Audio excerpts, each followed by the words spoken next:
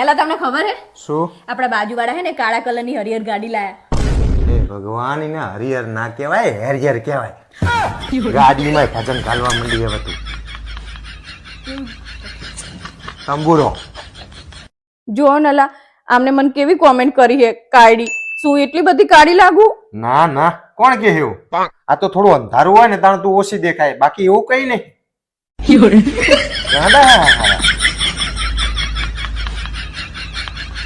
હેલા તમને ખબર હે આજ સમાચારમાં શું આવ્યું તું? શું આવ્યું તું? કે ગુજરાતમાં બહુ ઠંડી પડવાની છે. હા તે ગાડીમાં તું ચિંતા શું કરવા કરે છે? ઠંડી ખાલી તારું નાક બંધ કરી એક છે, જીભ નહીં.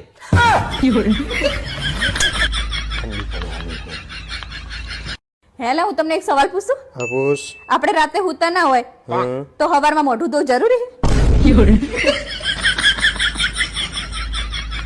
લોહી પી જઈ હોય તું.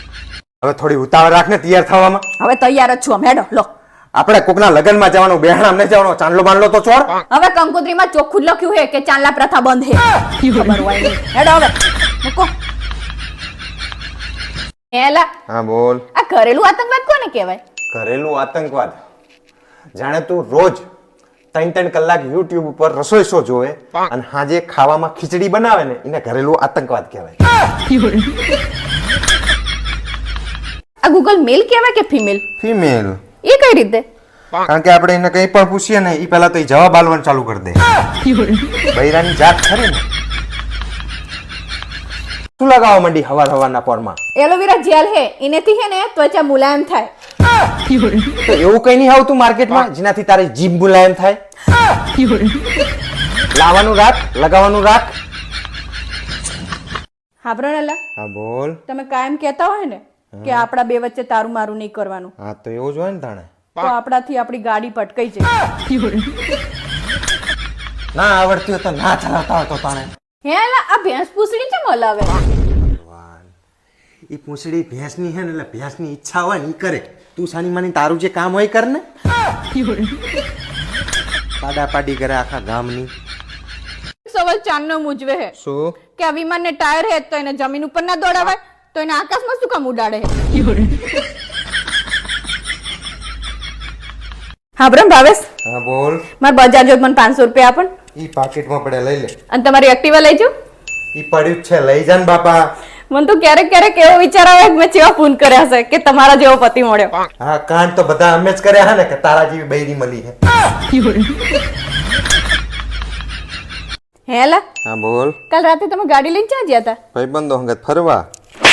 ચમ માર્યો? તમારો એ ભાઈબંધ હે ને કાલ ગાડીમાં બંગડી ભૂલી જતો ને એટલે. તમારામાં જરાય સેન્સ જ નહીં ને. હું કલાકથી તમારી સામે બોલ બોલ કરું તોય તમે નકરા બગા હાથ ખાતા કરો હો.